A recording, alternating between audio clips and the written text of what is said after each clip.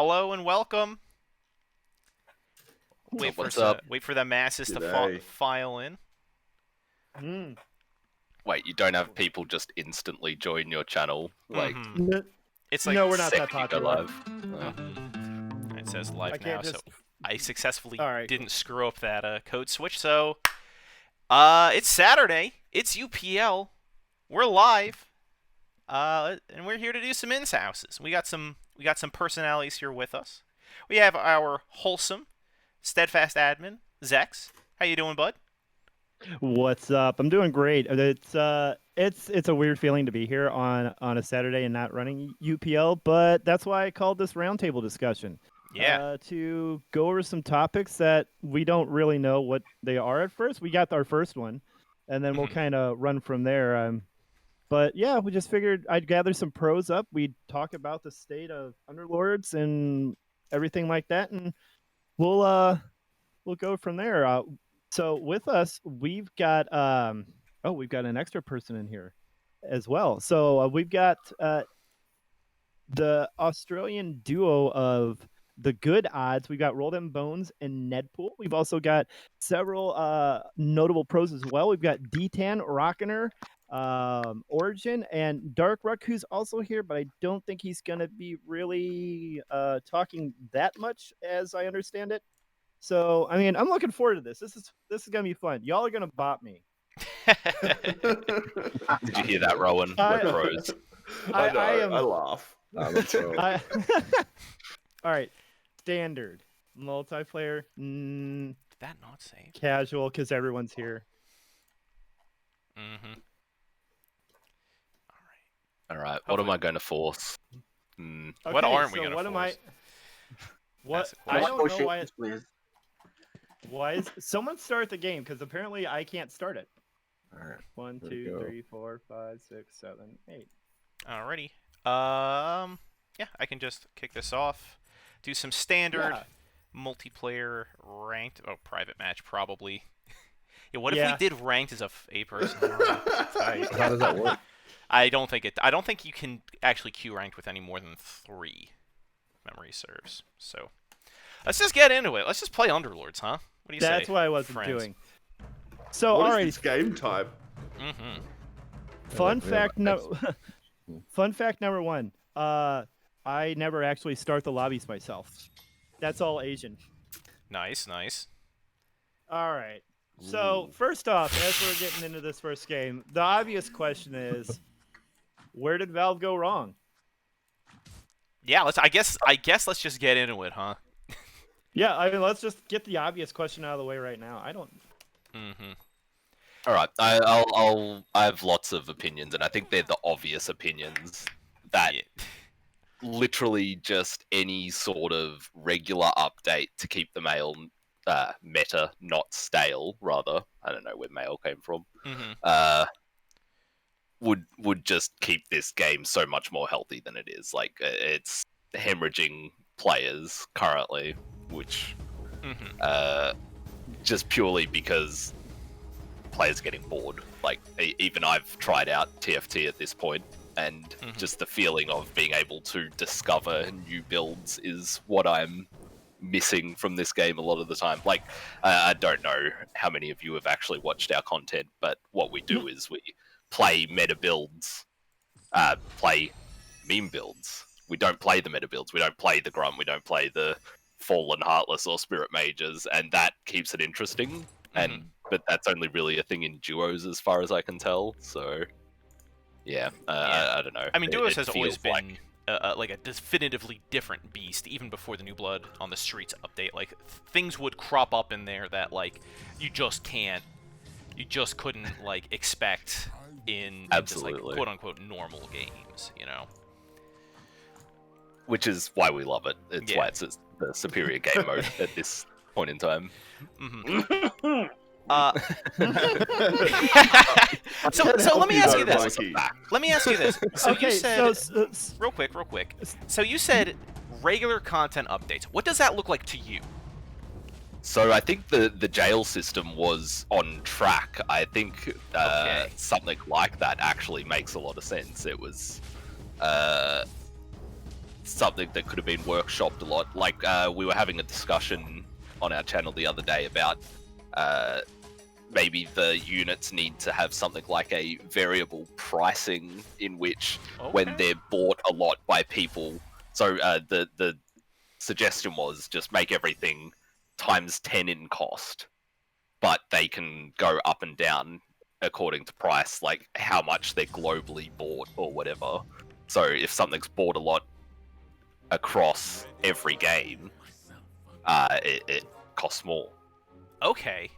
So and that's kind of a self-balancing meta tool, essentially. An active economy, or like a reactive rather economy sort of system. Yeah, exactly. And that in itself would just force the meta to constantly evolve. Mm-hmm.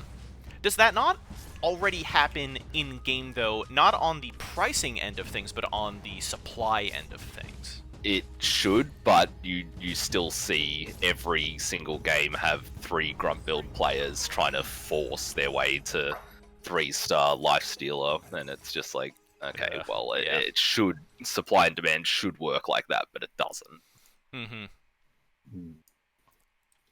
Which I don't know how to fix that. Like, obviously there's balance changes needed, but that's something that should be happening that isn't anyway. So sure. I mean, for those of you that peruse the DotA Underlords subreddit, I did bring that up. That specifically up. I had like a little discussion topic on there regarding. I think it was this Thursday we had reached our 6th straight week of no new update at all, content, balance, or otherwise, and we had hit our I think 2-month mark of just no new balance updates, and I brought that up and I made that topic, and I primarily because I wondered, like, you know, you look at a game or like another genre, like you look at Dota, you look at League, you look at other games that are popular, or like, you know, your Fortnites or your Battle Royales, and updates, like, you know, they don't enjoy weekly updates. They, you know, it's like, you know, maybe fortnightly, and pardon the pun, but they're more sparse. It is not like how we experienced it in beta. It is, it is just more spread out. Is that even possible? Can this genre, not even this game, but can this genre even persist without that kind of constant game mechanics updates, with balance patches, with new units? Is the, like, sort of play space complex enough to sustain that in its current incarnation? In Underlords, at the moment, let's talk about Underlords and just it's not deep enough. Sure, like auto paddlers writ large. So Underlords does not have that kind of complexity, you're saying? I don't think so. Not even compared to some of its competitors. Interesting. I think it's one of the more simple one. I think that was the direction that they deliberately went in as well, because it was more complicated when you could go down the trees of the different Underlords. Yeah. Like, and they made a choice to make it simpler, to appeal to the sort of less hardcore players, which I think is a fine decision, but I don't think they backed it up. They didn't keep going. Yeah, it is strange in places that we did have that original Underlords implementation, but at the same time we had an item system that is far and away less complex and less sort of like obtuse than Drodo's Auto Chess or TFT or any of the other offerings.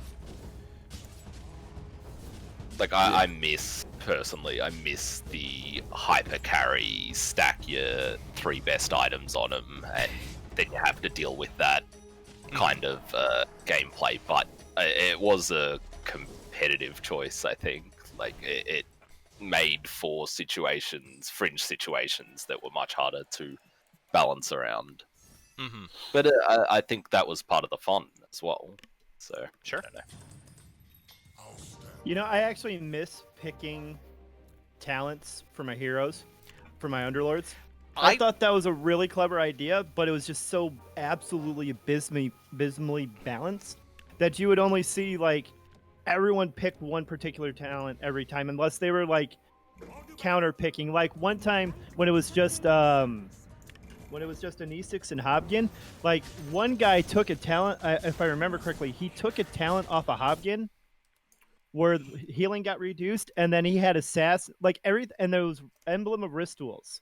Like, so whenever his opponent started healing, they were actually damaging themselves for that amount.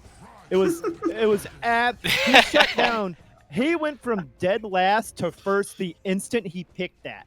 Like, he just completely, and he won that lobby too. He was like dead last. He was like sub 30 at that point, and he came back just because everyone picked Anesix and everyone was stacking healing. It was hilarious.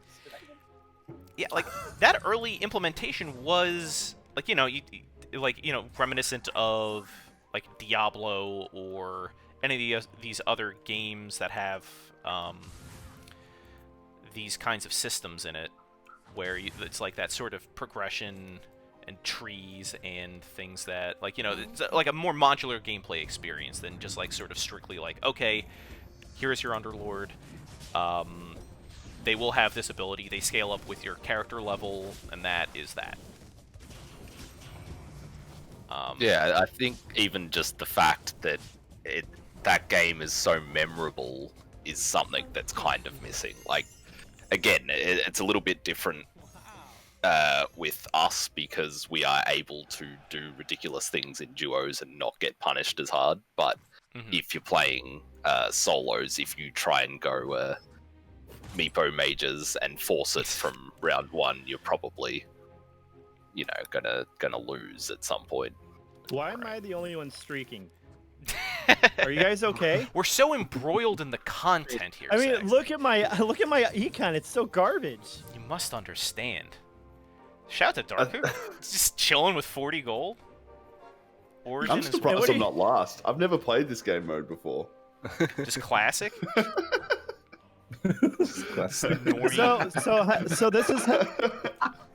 So this is how you play solo. Mm-hmm. Everything you do for your teammate, screw them. You can't ask me about items mid-game. Yeah. Look, I think Mikey kind of touched on the jail system before, and I think we had a suggestion in our chat, and me and Flair were talking about that 2 days ago on our little man day. And one of the suggestions was, instead of a jail where you take things away, you have a jail where you add things. So each week there's new abilities for specific units, ones that don't get played as much as well. So you have just new stuff that rotates every week. Cool things, just things that aren't in the game 1 week, and then they just put it in. Like maybe a new 3-star ability for a different unit 1 week. And I thought that was like, because the jail system I thought was fantastic, but I do understand the logic behind getting rid of it. And I agree with you. I love the jail system. We actually had ideas about like doing just running like before every tournament, doing a vote on who gets banned, who gets thrown into jail. Like a soft jail. Interesting. Yeah, like a rotating weekly ban. But like in the tournament. Yeah, like this would be the jail for this tournament, and that was logistically that was going to be such a nightmare. How the fuck do you have Exactly. That's my one. How do you have a 3-star CM at this? Do you watch your own tournaments? Like, honestly, do you watch your own tournaments? You're against DTAN. This is DTAN. It's just So no, okay. So no, hilariously, I don't. I watch the scoreboard stream. I can't actually watch the tournaments. It's too distracting. I'll screw up the scorekeeping. That's fair. That's why I'm always like, I don't know what's going on. I don't know what the meta is, but I can tell you who the top players in the world are. Nice. You're still screwing it up regardless, though. Entirely. Yeah. Oh, are you kidding me? Oh, I hate everything. Oh man. But so that actually raises another interesting topic within game support and like keeping supporting a game after launch, and why other games that very popular multiplayer games enjoy longevity like long past their sort of honeymoon period of support, like your post-launch period and things like that. And that is user-created content. This carried Brood War for decades. Decades. Yep. I mean, Warcraft 3. The whole reason we have auto chess or auto battlers as like a sort of supported. Or Dota. Yeah. Yeah, Or Dota. Dota. Yeah. Warcraft 3 Yeah. is because of the custom map scene. Ruined your streak. What's up, Roland Bones, by the way? But like, that doesn't exist here. Oh my But even God. from like a developer's point of view, how do you like the game is so nascent and the genre itself is so nascent and new. Like if you're making an auto chess game, how do you even go into it with like we don't even know what this thing is. Like we don't even know like what an auto battler is. We know parts of it. Like we know, yes, there's a buy screen. Yes, there is like unit combining. We know like parts of it, but do we like are items like set in stone? Underlords says no. TFT and DotA Auto Chess says yes, in that you combine items. There's the item rounds. Are creep rounds part of it? I believe TFT has them. I believe DotA Drodo Auto Chess still has them. Underlord says no. Are there hero units? TFT says no. Auto Chess says no. Underlord says yes. So even going in there, like, you have to sort of have self-realization before you even put in that kind of, like, that vector for user-created content. Are custom jails a good start? I think so. I think that's dope as hell. Son of a bitch. Yeah, continue. Sorry. Yeah, no worries. I'm just getting this like trash draws. I forgot to mute myself. Push to talk, bro. Don't you play Among Us? But yeah, it's like we can look back and say now, like, oh yeah, like why isn't there something to have custom rule sets? Right, even like Artifact is the same thing. Like, does Artifact came out of the box having like a fairly robust, by comparison, like tournament system, right? You could set up tournaments, you could change different formats, you had like direct integration with Steam Chat, and you had all this feature-rich stuff. But I mean, we saw what happened with that game. That player base just kind of fell off a cliff about a month and a half in. But like, is that the next step for this game? Is that level of fine-grained control, like the suggestion of a pro scene, the even like something as simple as like an automated weekly tournament a la Warcraft 3 or the Battle Cup from Dota 2? Like, what we know things are like more or less pretty messed up, but what comes next, content-wise? I think at this point in its life cycle, it can't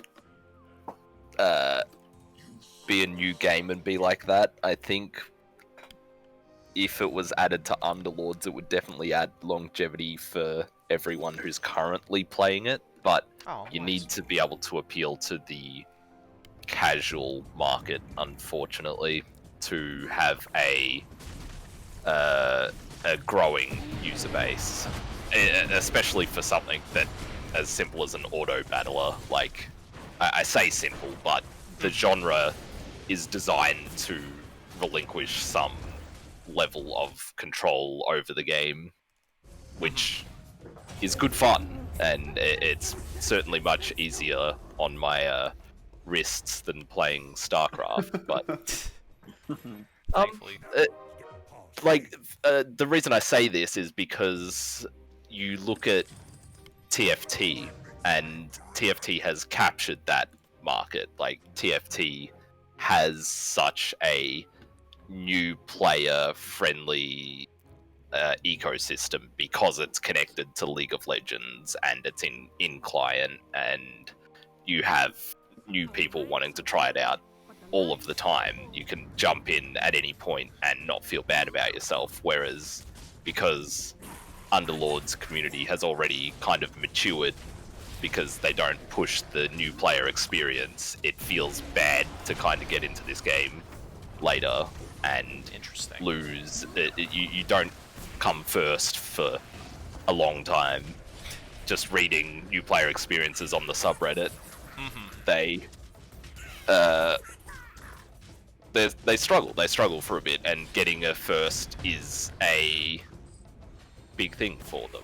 So Mikey. maybe that's all there is to it. That it just needs the new player experience to be revamped, updated, and actually attracting new players for it to. Well, I guess that makes sense. It has to be attracting new players to live and be relevant. But yeah, maybe that's where their focus needs to be. Interesting. I think something worth pointing out is that even when we're playing solos, Mikey, we're still playing duos, because I'm working to defeat you so that you can be on 69 health. Oh, thank you. Nice. Yeah. I got your back, bro. Again, You're also going to be upset. your daily public reminder that 69 of something is a nice amount. Yeah. Just send them to me, Mikey. It's fine. Just send. So on the new player experience, like in that discussion topic that I had going on the subreddit, like I was actually kind of shocked to see that new people were finding this game in the last couple of months and finding it enjoyable. Whereas, like, you look at something like Dota, and like the new player experience in that game is like insurmountably tough. Like, you are just like, what do you even do? Like, I remember my first game in a MOBA was like League of Legends while I was waiting for the StarCraft 2 beta to like come back up, because that had gone away. Oh, 2 seconds. I want the crown of families. Yeah. Oh my god. Yo, am I going? But oh, all right. I swear I wasn't doing this. I swear I wasn't. Like, I swear I'm trying new, different, weird things. Like, listen. I got another one in my buy screen. It's not my fault, all right. But yeah, it's like, I was actually kind of floored to see, like, a couple of people were coming in and saying, like, okay, I've like, this is new to me. Like, I played another game. I think it was Dawn of War, which I haven't played. I haven't played that custom game. But yeah, it was kind of shocking that there was the advertising blitz around the Season 1 launch. Just out of reach for me and my little shelving over here is the PC Gamer edition with Underlords just on the front cover. It was making rounds in the App Store, it was making rounds in the Google Play Store. It was just there. But, beyond that, like, I don't know if they've renewed those ads. I can't really speak to my man. dtan, you keep being you, man. I love it. Just aces all around. But yeah, like... A draw, come on! I worked my ass off for that. Incredible. That Tusk put in work. Come on.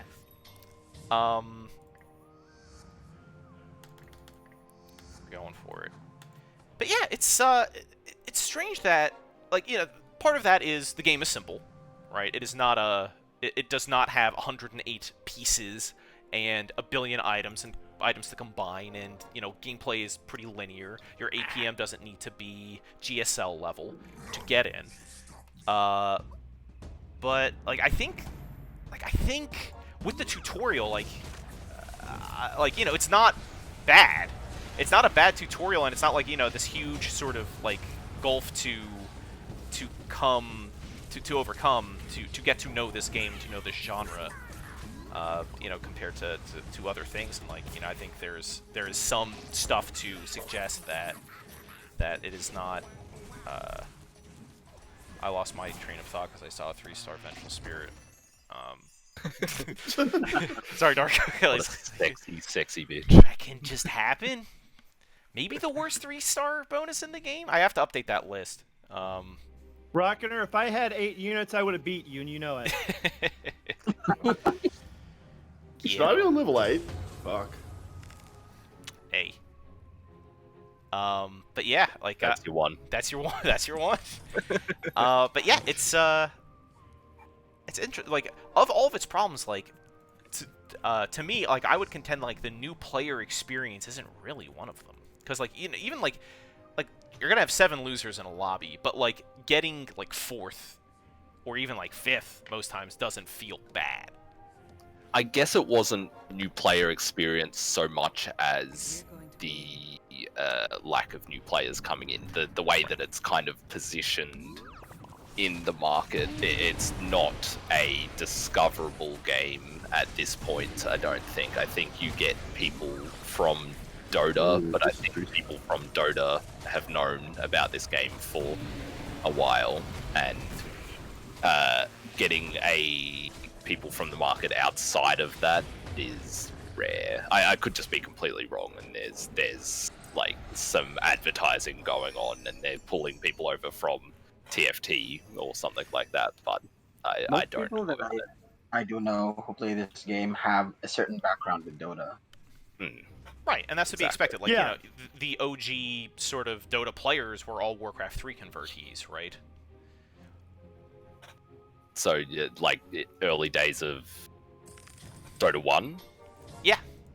Yeah, well, I was not at all. I did not play Warcraft 3, and I heard about Dota, and I didn't stop playing at, like, early days. I've played since Dota 1, board Aussie servers.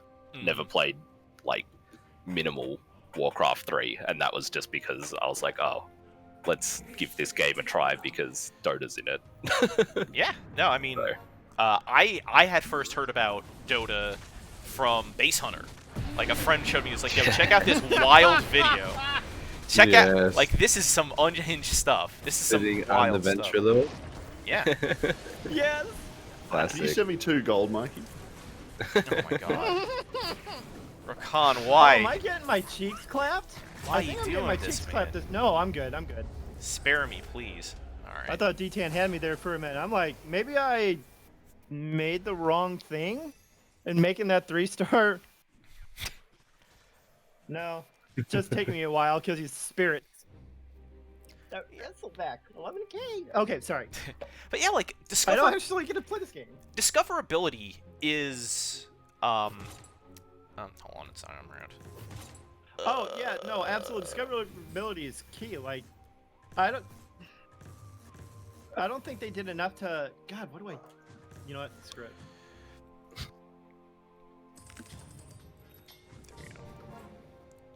Arrows will rain on the battlefield. I'd really like to I see didn't it. even know this game came out until like I just checked. Like I was just randomly checking what was free to play games on Steam. Really. I think Yeah. I think it did get some love on Steam, just advertising. yeah, it was part of the wise. Battle Pass. Oh as yeah, well. and of course, like, you know, it was just like front and center, like in the Dota 2 UI, for a decent amount of time, and it was actually part of the Battle Pass, coming in. Zex, please, I beg of you. I do not like your 3-star My life stealer's popping off. makes. Oh my god. Yo, he got chomped. Too bad I'm Okay, poisoned. he's handled. I'm poisoned to all get out, and I'm just gonna. No, you're gonna get this one. I don't know. I got 2 tusks. I got 2 Bless. tusks and a golem. I got a rock. I got a big So- stone. Oh, never mind. You've won. Sit your Integrating dumb ass it down. into the Dota client is something that Rowan and I talk about regularly, about how to bring people back, because there is, like, obviously Dota is still such a huge game.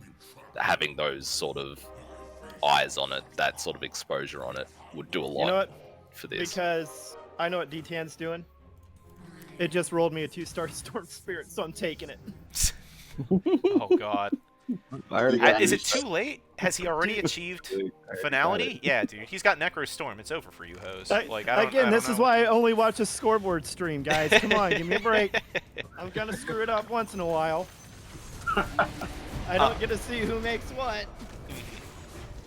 Hey Rowan, someone else goes with the flying V formation. rRokanr does it as well, apparently. No, please don't kill my life stealer, I'm dude. so close to 6 humans. Oh, let's my go. God, Let's I- go. Oh my god, I'm not last. Oh my god, imagine. Flexin. 7th place by a timestamp. Get out of here! Oh my god. Zex, Someone kill. We've Zex, got are you to sure? get him out. What?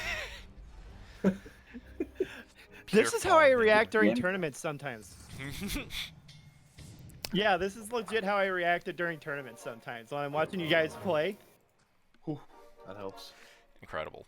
Yeah, 3-star Omni Knight, pretty niche, I think. So yeah, like, let's talk about. So like, if this game is or does integrate itself within the Dota 2 client, like, it does forego a part of its identity, by means of it doesn't have its own platform. It doesn't have like things like City Crawl,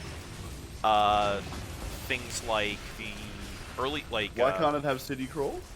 Well, that would be outside of Underlords. Like, so when you say when we say integrated within the Dota 2 client, do we mean you can launch Underlords from the client, or does Dota 2 just exist within as a custom game within the client? Essentially that. So you know how you've got your tabs across the top, like watch, learn, live game, watch. That is watch. But yeah, you know, you've got that. You just have a Dota Underlords tab. Yeah. Interesting. So I guess at that point, like, you know, why not just put Artifact up there too, right? Yeah, absolutely. I think that is also a great idea. And then, I think they should all be like that. Yeah. It's what League is doing. I think it makes a lot of sense. Does Legends of Runeterra exist within the TF or No, Runeterra doesn't. It's its own Interesting. standalone. So then, But like, TFT does. then like Dota 2 is more than just Dota 2 at that point, right? It becomes this sort of like a Dota universe hub where you've got Artifact, where you've got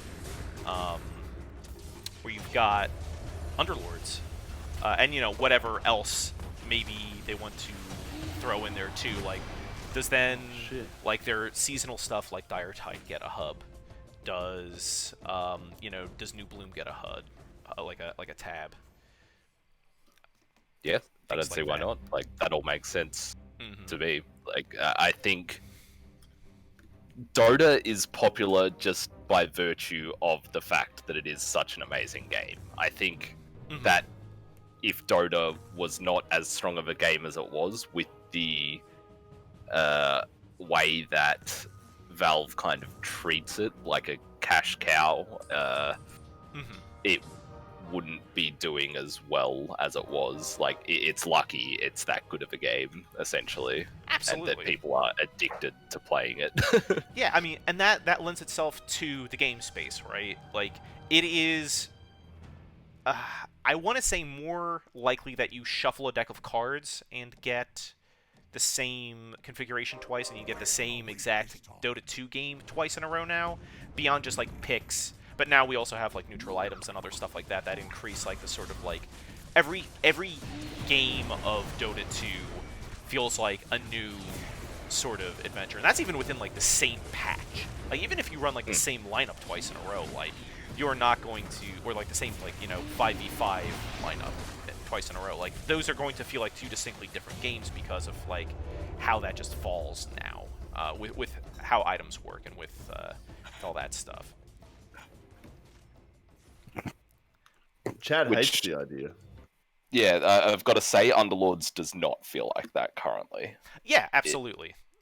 Can feel like playing the same game 3 times in a row. Yeah, I do. The thing that I was going to bring up, and I think chat has brought up here too as well, is that the Dota 2 client is already pretty thick, with 2 Cs, of course. Putting essentially 2 more games in it would just kind of bloat it even more. But then you say, like, okay, are those like sort of like add-on DLC things that you would check from your Steam launch page? Or, like, you know, is it just kind of like grin and bear it sort of just like, okay, I don't play Artifact at all, but I do play a lot of Dota. But maybe like it just being there, like my game starts up like slowly because it has to load 3 games now, or like, you know, content for 3 games or 3 dashboards or something like that. It's tricky, right? It's strange. I guess it depends how the resources, because I remember them having to remodel for this game. If they didn't have to remodel and they could just pull directly from the resources that they have already for Dota, that would be the ideal situation, but that's also going backwards in terms of functionality, I guess. Yeah, like I think there was a one of the earliest things that were pointed out in the subreddit was the sort of like waifuification of like Enchantress, of Queen of Pain. I think of like Of Pudge. but yeah, Pudge, of course. Well, you can't make Pudge any more of a waifu. He's kind of reached that sort of like Aristotelian ideal, or that Platonic ideal of what a waifu kind of is and functions and does. But I guess within the client, my next question was, or my next thought was going to be, what about the mobile client? Because in a different time, I would play this on my way to and from the train, or, you know, coming to and from work. But TFT also just exists in its own standalone client for mobile, while already just like sort of existing within the League of Legends client as well. So I guess that's kind of a moot point, huh? Cool. Origin won the lobby. Congrats, dude. Big pulls This is- there. Just like Yeah, regular. Super normal stuff. 3-star Lycan, 3-star Al, 3-star Lifestealer, 3-star Spectre, probably going to win the lobby. I think 3-star Spectre, just as like a sort of like double Disgusting. entendre, would be a good way to. Have you seen like the sort of like the movie poster edits that come out of like 4chan and other content aggregators for Dota patches? If you haven't seen, yeah. The +1 armor. Yeah, yeah, those that edits. What was the? There was one movie poster about like the spin to win meta from like 684. That was just like I think Fast and the Furious or something. And it's just like stuff like that, like 3-star Spectre. Like, you know, it's like it's sort of like Spectre hanging over this game, over this meta, but also just like the fact that 3-star Spectre is also very, very good. With all these three cost 3-star units being these like sort of like centerpieces within these good meta builds, like, do you think? I guess this leads into a question of like, do you think that that is healthy? Do you think that is good right now for the game? Like, do you think that this sort of emphasis on getting these 3-cost units to 3 stars is degenerate game design? I guess I don't know really how else to frame it. It's bad. Okay. All I can say. Really. Look, I think of everyone here, or almost everyone, I'm still stuck in Big Boss because like people tell me to go grunt build all the time, and then I just sort of like refuse to play the build because I don't really find it fun. I mean, worth the creativity and stuff. Mm-hmm. And then and then the price I pay is that I don't even get to climb. I'm just hard stuck on Big Boss because I play shamans or something. Yeah. And like, hey, I don't know what it Virtuous. is, but like playing shamans just feels good. It feels good to just like zoo in this game to me, in ways that like I've always sort of drawn myself to like heroes like Venomancer or maybe not necessarily Meepo, but like, you know, just like creep heroes, zoo heroes, stuff like that. And you know, even since beta, like I've enjoyed like Summoner, like, you know, Summoning Stone, like Summoning Stone Savages. Remember that, guys? That was a good time. Yeah, rip old savages. Yeah. But Make Veno great again. yeah. You know what? So my personal favorite meta was from early on, and it was that 3 days of Shadow Shaman just absolutely taking the fattest craps on everyone. It was good stuff. 3 days, the 3 days of the chicken meta were the happiest days Oh, of my God. life because that was the only time I ever actually got to play Shadow Shaman at that particular point and feel good about my life because everyone was going stupid assassins or something. Yeah, I'm just gonna put up a quick background here to make. I am hiding the party code. Good. Oh, Can here, let me fix that. No, I'm Hide hiding party it. Yeah, I'm hiding it. We're good. Well, yeah. But yeah, so we saw, like, you know, over the summer and over the late spring, there was this shift to give all these 3-cost and under units 3-star abilities, or abilities when they hit 3 stars. Because for a while, you know, there was the good stuff meta, right, where you would just kind of rush 4-cost and 5-cost units. You'd forsake alliances altogether. And that kind of ties back into my earlier question of, like, is that, like, you know, alliances, or, like, you know, in other games, it's like, you know, sort of like race and class, with, you know, light sort of topics like race and class, those things, like, you know, that is part of that game. But when you have the good stuff meta, like, that kind of, like, balls that dimensionality up and throws it in the garbage, because it's like, okay, I just have, like, all of these units, and, like, you know, that was partially solved by making those units ace units, so you would have to pay attention to alliances and things like that. I think. So was that a I'm mistake? gonna Was it a mistake to sort of codify every unit at 3 stars, at 3 costs and under, gets this kind of abilities? I think it is. I think both of those ideas together was the solution. I think the way that TFT kind of goes about it is how Underlords need to go about it, in that there is a very good noticeable power difference from getting your, say, 4 versus 6 cost, like 6 unit alliance, and it doesn't really exist in this game so much. Like, maybe in Warriors you notice it, like getting your 6th warrior feels really good, but even more so.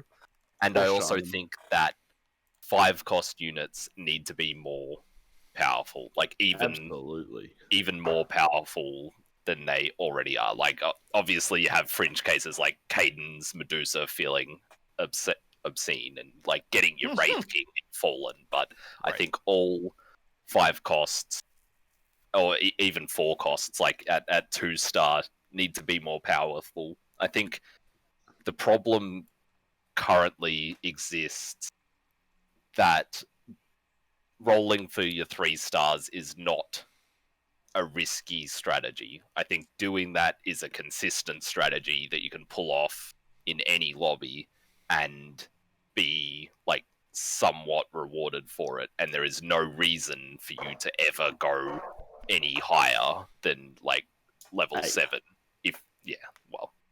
wherever you end up. Yeah, and I feel like that is strictly for, like, fallen strategies. Like, you know, you want to get more units on the board for that, and for maybe my favorite, you know, your LC Rainbow Knight strats. But yeah, I mean, that kind of play does sort of dominate, and, like, 4 cost and 5 cost units are kind of thrown to the wayside. Guys, someone queue classic. I have $1. Yeah, what's going on? Who's playing classic? All right, that's fine. But Origin doesn't want any part of it. Classic. Doesn't want any part of it. He's like, I am a Neo Underlords boy. I don't want to play classic. I want my Underlords. Loot round. Yeah. What the hell is this? This is classic. This is OG classic. Underlords. Do you not remember? Okay. I've never played in my life tonight. Okay. So this was me. This was 100% me. That was the exact reaction I wanted out of at least one of the good odds. I wanted one of them to go, what in the Sam hell is going on? Why are there creeps in my game? Mwah, chef's kiss. Beautiful. I still don't get why I can't send gold. You don't have any yet. You made me quitting in round 1. All right, we'll quit out. Yeah. Okay. All right. Fair. But yeah, so that is interesting. Taking sort of reverting back to this idea that you do have this sort of like your kind of Infinity Gauntlet, like Wraith King, just like codified across all 5-cost units. I not even it needs to be the as you alluded to the Yu-Gi-Oh 5-piece combo yeah. coming together. I think just the general power level of the units needs to be raised. Like back when Void Hunters was a thing, say Faceless Void felt really good, but he doesn't feel like even an upgrade sometimes anymore if you put him into, say, Assassins. He needs more power behind. You get him, he's your 5-cost that you've been looking for all game. He completes everything, and it's just, it feels like nothing putting him on. I don't know. It feels underwhelming to go for like 4 and 5 costs. A 2-star 4-cost doesn't do anything in the current meta. Like, you don't care. You don't go, oh shit, he's got his 2-star Sven. Yeah. I mean, I don't know. Have you? Ever said that. Have you? Oh, Sven is so bad. To that, I will say, have you encountered a 2-star Sven recently? No. Again, I play duos, so yeah. Fair. But we should encounter them more on duos, but we don't because it's a terrible unit that should be out of the game. I don't know. I used to really dislike Sven as a unit, but like I've kind of come around the more I play like these sort of LC Knight builds. It's like Get off me, Heckle. How much health? 10 health? 10 yeah. health. Cool. Get off Good. me. Easy, Good. GG, easy clap. GG, easy clap. But yeah, like I talk a lot of trash behind the scenes. I don't know. To me, like I feel like 2-star 4-cost units, maybe like TA feels a little underwhelming. But like, Yep. I mean, Viper. sure, without like a dragon bonus or whatever. But I mean, I don't know. Like, I find myself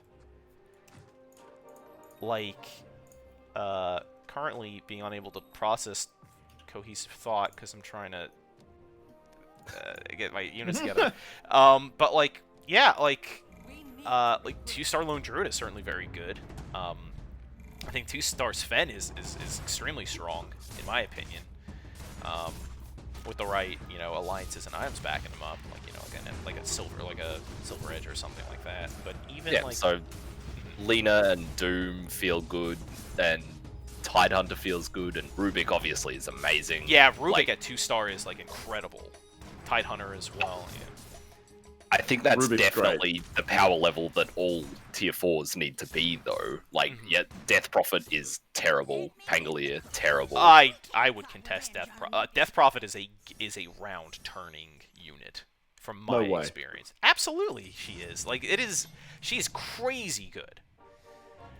Wow. Okay, well, maybe our experience differs. 'cause Again, she I'm is, speaking from a solo, yeah. not non-duo perspective. I guess with the power level of everything generally being higher in duos, Death Prophet is just paper and does not actually deal damage. Rowan, you go. I was going to try and transition to Brawnies. I'll let you have it. Oh, thanks, what Colin. is this? What a lad! What a lad! What are you? It's like, it's like 3 people playing it. I should really open the scoreboard once. Oh my! What is this garbage? Get out of here! Teddy. Once it's like, all right, we're screwing around. Let's all go like Brawny LC. that true bot experience. Oh, but Teddy yeah, agrees with us. DP, awful you. yeah. But like, I think it's kind of nutty, just kind of on like discussing different formats and stuff. That like we just What the? like what's it called? Classic ranked happened, or classic mode happened, but classic ranked never did. Like they just put that in the game and then just didn't. As an afterthought. Yeah. Yeah. Well, like with Knockout, Knockout was casual only for maybe like 2 weeks before people were like, "Yo, this rules." Marvels. And some people only play Knockout. Some people say like Knockout is like the definitive version of this game. But like, you know, Classic was enjoyed very much for a little bit, but now just, I don't know, just doesn't like I heard there were even like not quite to the extent of Marvel's Avengers, but like population problems in queue and like fragmentation within matchmaking, which is already a problem with one mode and like, you know, at different skill tiers for a skill-based matchmaking system and a rank-based matchmaking system, but to fragment that even further by just like, you know, you've got classic cash, classic ranked, duos cash, duos ranked, etc., etc. It's tough. Like I could, like at first I said like, you know, it's kind of wild that they haven't put in classic rank, but like maybe it's not, because like, you know, maybe the population even just like classic casual is too low to even consider putting that in.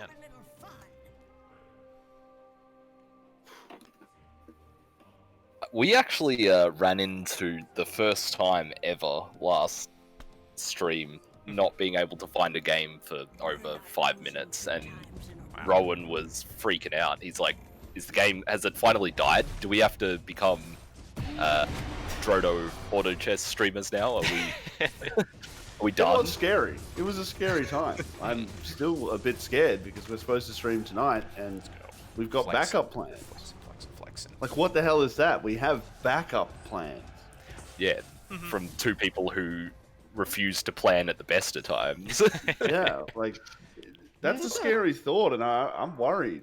I'm worried about the future of this game. Well, like, that's one of the reasons why I slowed down on the duos tournaments, was because like the numbers just plummeted. Like I would like between, I think, Battle Buddies 10 and 13, I bled like 20 teams, and that's like 40 players.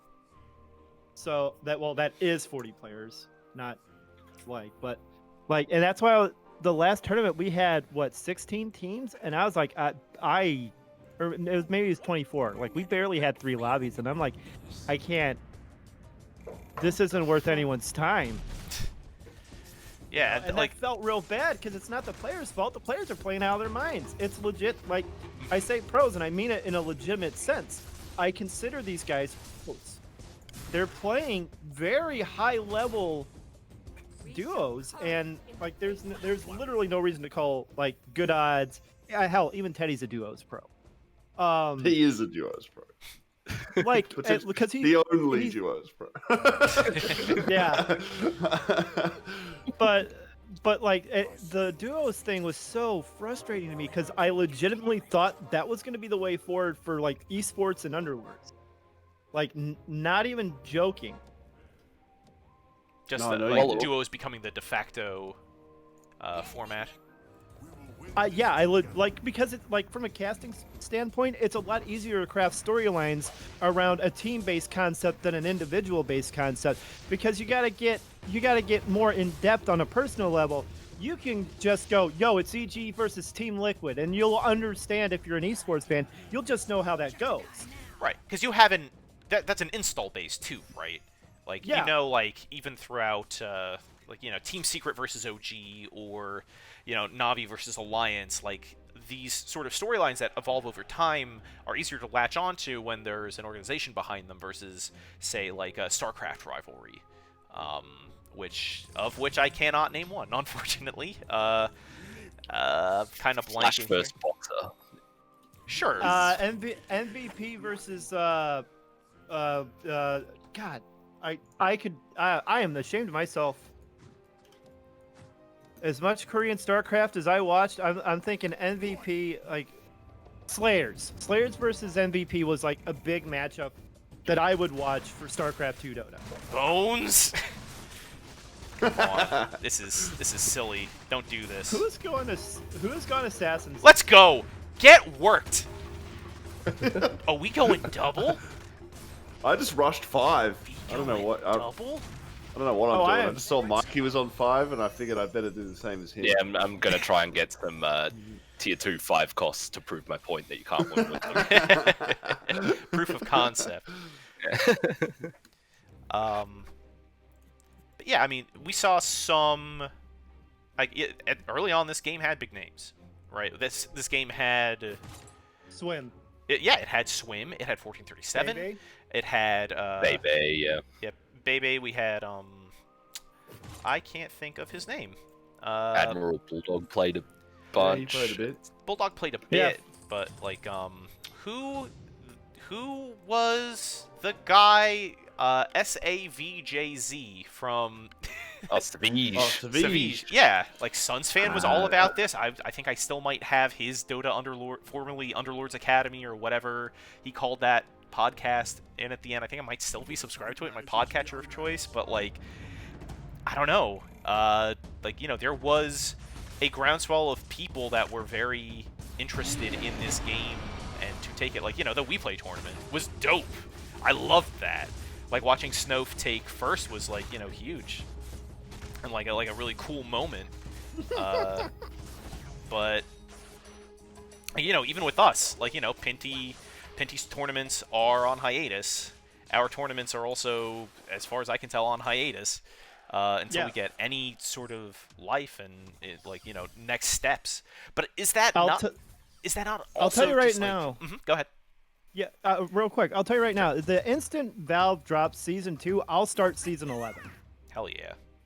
And I'll be Yeah. here for it. Like, listen, like, Yeah. I will say, as somebody who used to run, like, a competitive Dota team for, like, UGC and all these other organizations, like, casting this tournament and being part of this scene has been, like, the joy of a lifetime, to be honest. Like, just casting with Jester week in, week out. And I really do mean that. That's not me just, like, you know, sort of buttering you up or, like, waxing nostalgic. Like, getting up, showering, have my morning coffee, and then, like, kicking off the Solos tournament every Saturday in these, like, you know, in quarantine where I don't leave the house to go to do, like, my normal office job is great. Like, it's a wonderful change of pace and keeps me from just being, like, you know, like a regular POS, like, every morning and just, like, I don't know, catching up on, like, giant bomb videos or whatever.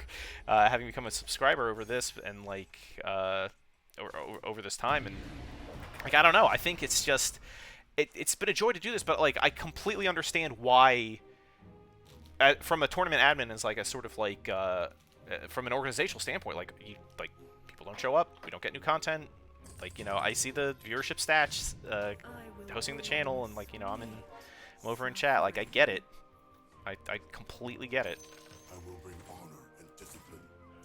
Where do we think we lost the appeal to the popular people? What do you think was the straw that broke the camel's back? I actually have a very poignant opinion here, or, like, not like, I feel very strongly about this because it has been brought up, and I subscribe to about 5 different gaming podcasts, right? It is to a point where it has become comical almost, and across all of them, and that's, like, Giant Bomb, Besties, Polygon, Waypoint. They all, like, if you don't play this game, it is so obtuse to watch, and like, you don't get the dopamine hits from playing this game, from watching this game anymore, is what I'll say, because one of the bright parts early on was, like, seeing somebody get that 3-star, seeing somebody get that key unit to complete their alliances, but I just don't think that has like the shine has rubbed off of that. Like, that does not exist from a viewership perspective anymore, and it's a tough game to watch again when you just don't know what's going on. Now, when you do know what's going on, it's awesome because you see, like, some wild stuff that you don't see in your games, like somebody going with Fresh for Lycan and winning UPL Season 11 or Season 10 rather. Yeah. But I think from a casual perspective, like, CS:GO is easy to watch. StarCraft and RTS is easy to watch. You shoot the other guys or you blow up the other guy's base. And sometimes there's, like, a weird caster unit that comes in and, like, spits, like, fungus all over the other guy, and it's weird. But by and large, like, you know, that is the problem a lot of people have with MOBAs. Like, you can't, like, I remember when I think it was the play at TI6 in the Roche pit with The $1 million Echo Strip, Yeah, Echo yeah. Slam. the $1 million Echo Slam, so $6 million good. Echo Slam. Like that is an iconic Yeah. moment Amazing. in esports, like straight up. Yeah. But and that has unfortunately been sullied by who was casting that. But like looking, like that was on ESPN's like top 10 or whatever, and that like the people watching that or like doing Sports Center that day were just kind of looking at it like, people play this game for money, and like that was their whole input. Like people were playing video games for money was like their whole reaction to what was an incredible play within like if you knew Dota. But that was again, that was just it. That was just like, I don't know what's going on. Like, there's a big dude, he's got a totem. There's like a big angry purple man. Like, if I know what to make from this. And Well, do you think, say, TFT does it better than Underlords? Like, surely that's a inherent problem with the genre, and not a Underlords exclusive problem. But TFT still has the player base and viewership. Right.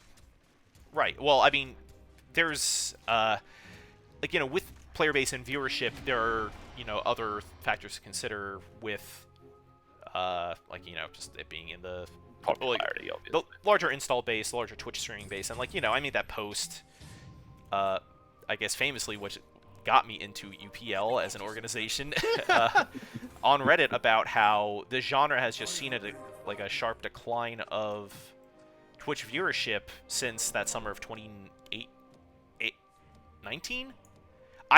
Time is a fungible concept at this point for me, so you're gonna have to catch me when I start. Have you ever put voids in round 14? Because I just did. What? Yo, this is some deviant stuff. What is happening? The meta's being rewritten today, friends. But I'm impressed. Yeah. I'm impressed. Sorry, I didn't mean to derail that. I was just excited. No, it's fine. It's fine. That's hype stuff. I think one thing that needed to happen for Underlords, and this is going to sound like the opposite Racist? to what gamers always say. Yeah, well, no, that wouldn't be the What? opposite to what gamers always say. They needed to monetize way more aggressively than they did. They needed skins and board customizations and literally just ways to dump money into the game, because they would probably still be interested in this game if they did that. If there was a revenue stream. Jesus, Yeah, Mary, and literally. Joseph. Yeah! I'm sorry, I was like overflowing and like losing my mind. Yeah, I Imagine a bikini. want to spend money on this game. They are not giving me the option right? to spend Like, money. who has spent more than $5 on Dota Underlords? No one can. can you? you? Can't. There I is think, no way. can you not buy Keys of the City? No. Or like Battle Pass Oh, levels? Or Forgot like, about that. I don't know if you can buy. I think you can buy keys in the city. yeah, but like Really? beyond that, like even if I wanted to spend money on this game, like there's no gacha system. Which, by the way, I will say, Fire Emblem Heroes, a game that I enjoyed very much as a commuter's game, has like their latest patch put in an auto battler in it, which is wild to me. In like at this point in like time in 2020, like what this game needs? An auto battler. We need our own impression auto chess, and like 20. Jesus, am I drawing dead here? I am seething. Absolutely seething about this. Oh no, that's so painful. What was I saying? I'm so mad. I'm blinded with rage at this point. Yeah, Gotcha. monetization. Fire Yeah. Emblem Heroes. Yeah. Like, there's no like. From a developer's perspective, and I guess from like the worst perspective in all of this, of course, is the business perspective. Is just like how do we turn art into profit, or how do we turn other people's good time into this like vector of profit for us?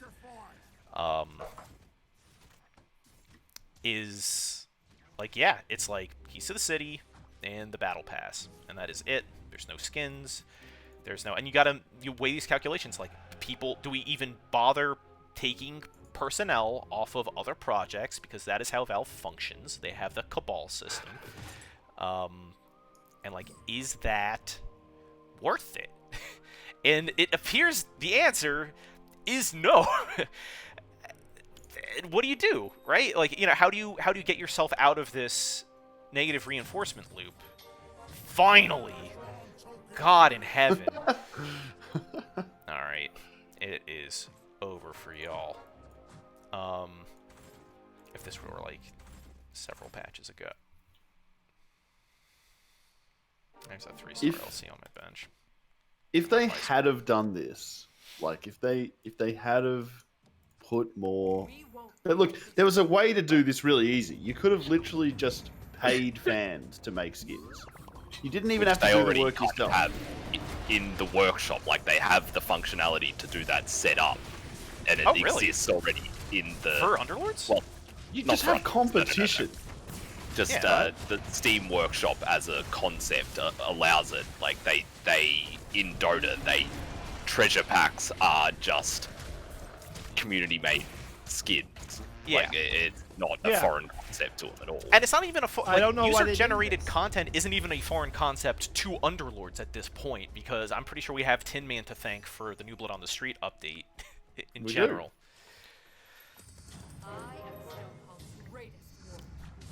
So if you're outsourcing anything, like you could have outsourced skins, would have been very easy to do.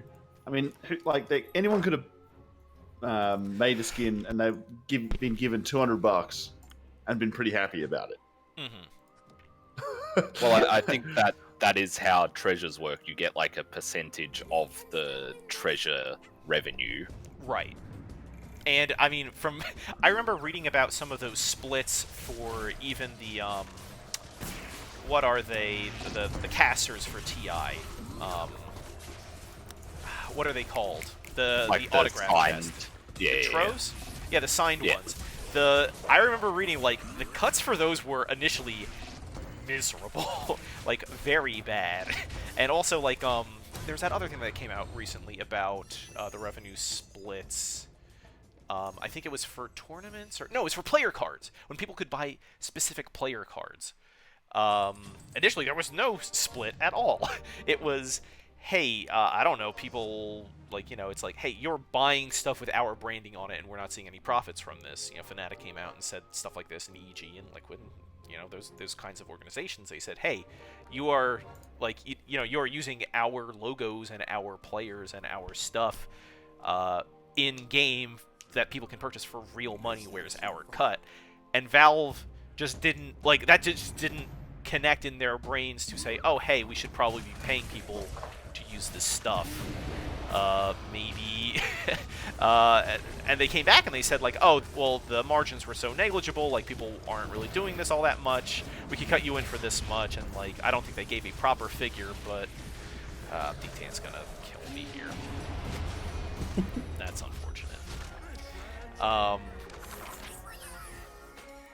And, like, you know, it was so low, like, organizations saw it and they were like, this is not even worth it, nor is it really worth it to even, like, pursue, like, maybe, like, even a legal vector to try to recoup some of these profits off of player cards. So that just doesn't exist. And, like, is that... There's no communications person at Valve, right? I don't even think that, like, you know, Casey from Seattle's Fox News or affiliate or whatever joined that company and was supposed to do stuff. And I know it's COVID times and, like, you know, everything's been derailed, but, like, between the Cabal system and, like, you know, general horizontal organization, like, who is calling the shots? Like, what is happening at that studio? Like, what is, like, can anything even, like, function under this sort of organizational structure efficiently in light of, like, you know, all these big properties and, like, these user bases and these communities with this sort of Cabal system? I mean, the whole transparency thing is something that's kind of stuck in the side of the Underlords community for a long time, because came to the game and they told us everything we wanted to know, and everything was fine and dandy, and everyone was skipping along, having a good time, knowing when everything's coming out and what's going on behind the scenes, and we had a roadmap, and that's just disappeared. Like, that's just no longer a thing, as far as I can tell. And that was one of the huge things that kind of drove people to care about the game initially. Absolutely. Like, the future was bright, the Earth was still warm, and Valve was communicating. There was stuff happening. There was, Finnel in Discords getting posted to the subreddit. There was fan art. Like, it was an exciting time. It was like, cool. This is new Valve. This isn't no dire tide, no communication, old Valve. This is new Valve.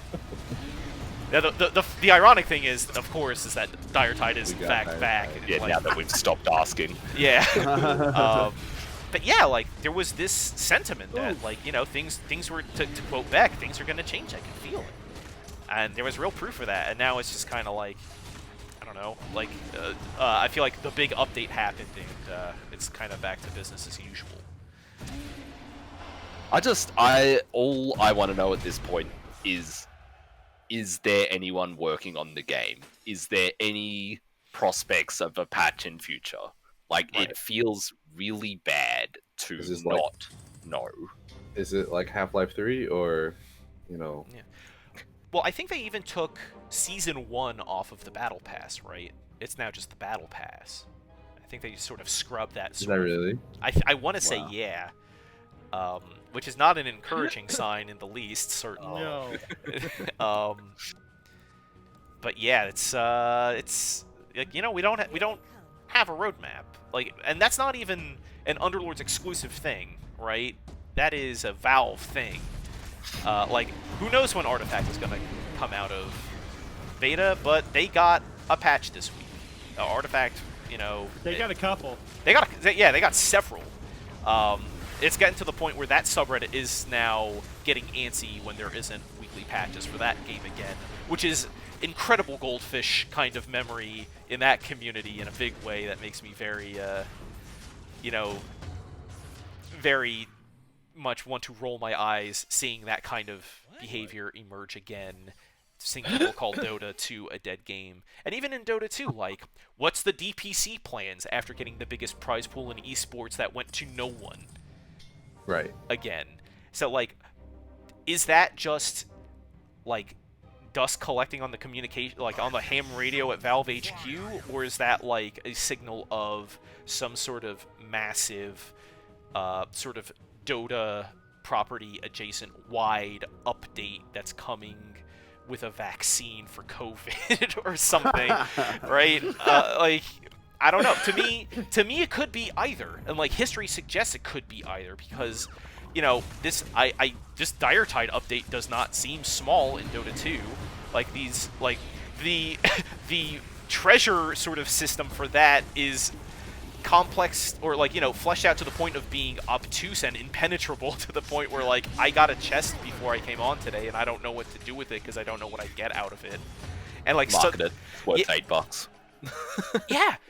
yeah, that's the thing. It's like, Maybe that's the plan. what To year did I bundle Underlord Season 2 and the COVID vaccine. like? So everyone yeah. gets it.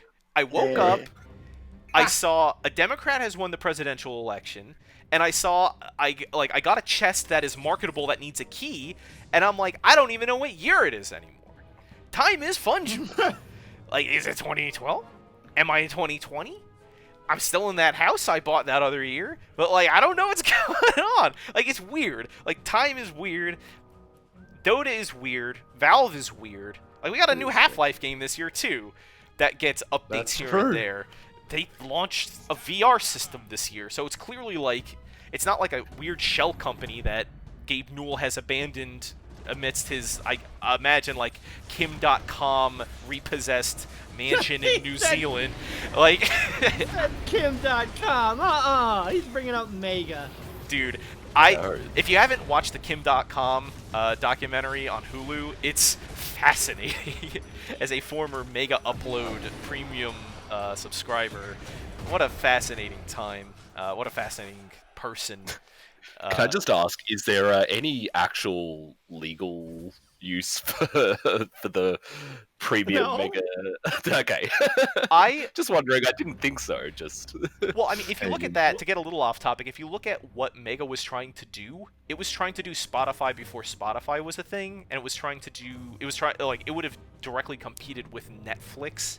I, of course, used it for fully legal purposes to download RARs full of Okay. high-res mustache pictures and other things like that. Family photos, other people's family photos, and just very innocuous stuff. That's what I use Mega Upload for, okay? I can't speak to everybody, but that's what I use. Family photos. But yeah, like, I don't know. Steps. My favorite stepsister photo collection one. Oh. Yikes. All right. You were the person that said we got to keep this PG-13 rated. Wow. PG-13 knows what that is. Let's not pretend. Yo, if you look at... All right, another small aside before we get back on track. If you look at, like, Beetlejuice is a PG-rated movie. But I they... was so worried where that sentence was Yeah. going. Like, that movie has an F-bomb in it followed immediately by, like, a jerk-off motion. And that is rated PG. Yeah.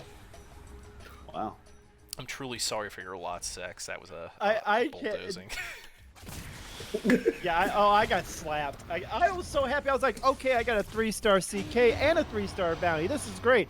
And then Druid Summoner bullshit. Ah.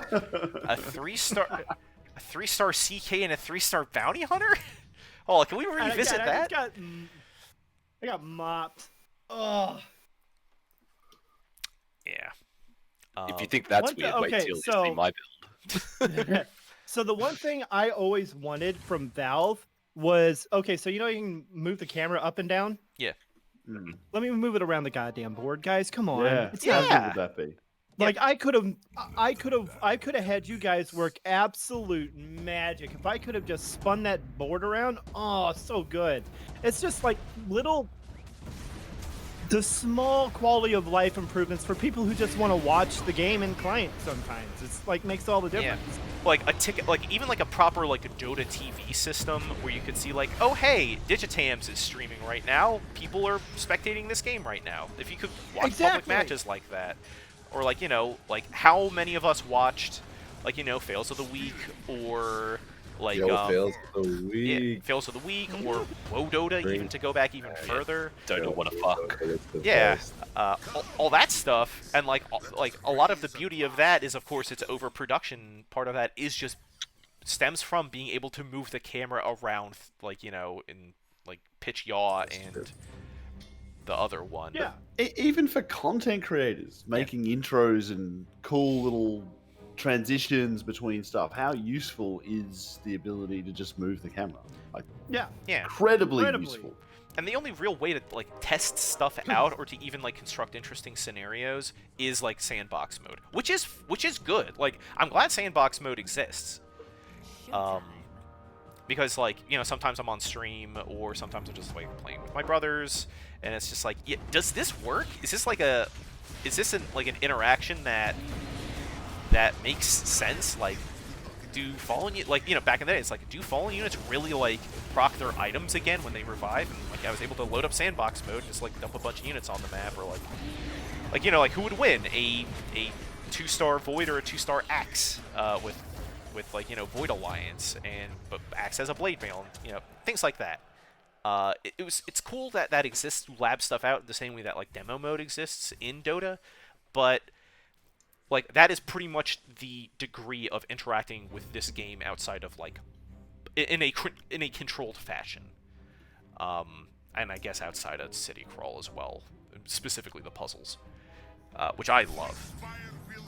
And I will say that out of everything, I have learned how to do, and I've grown a large love for nonograms or Picross, strictly from the early bird. I love Picross now. I'm a Picross fiend. Love that stuff. But yeah, like, what does... And I guess this circles back around to our discussion around, like, what does user interaction what does user-generated content even look like in this game?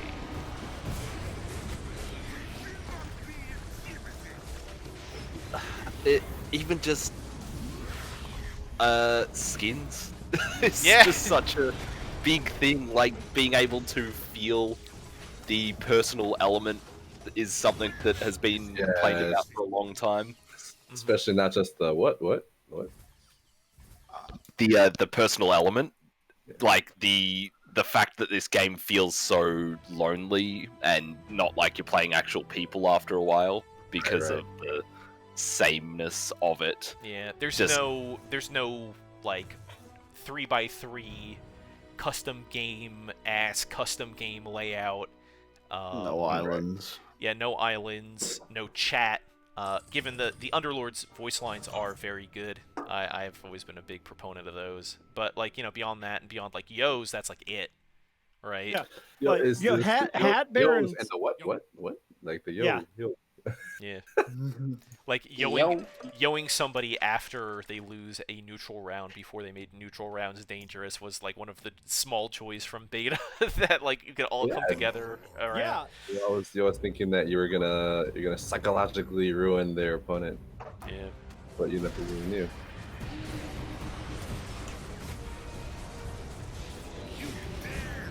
This is why I love dtan, man. My dude Yeah, just I'll comes say out here. You know what you get in like bottom 3 previous round, and now my man's just like making it happen. It's like, The first round is always data. yep, truly. Download complete. Ah, man, Previous? beautiful. You mean That's why last he game? took fourth. That's why that one tournament he won. He took fourth and just wiped the floor with everyone after that. Yeah, beautiful. Okay, got the info for this week. Time to just steamroll everyone. Yeah, I mean it's not a rosy outlook for this game right now. I think it's the thing that we can all kind of take away from the. I from think the state one of things. fact. I think one fact we can draw is I am definitely better than RD Rolled in Bones.